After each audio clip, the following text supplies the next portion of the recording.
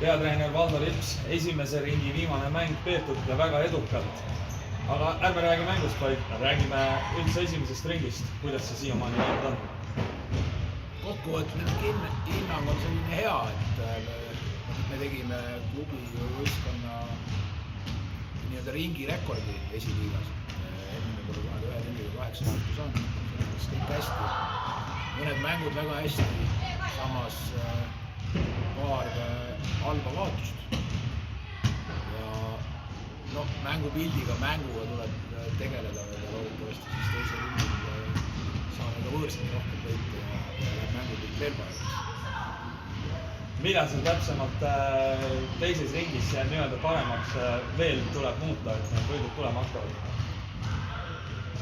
Kaitses saaks kindlasti paremini, aga ma praegu isegi mõtlen võib-olla rohkem rünnaku peale, et tahaks sellist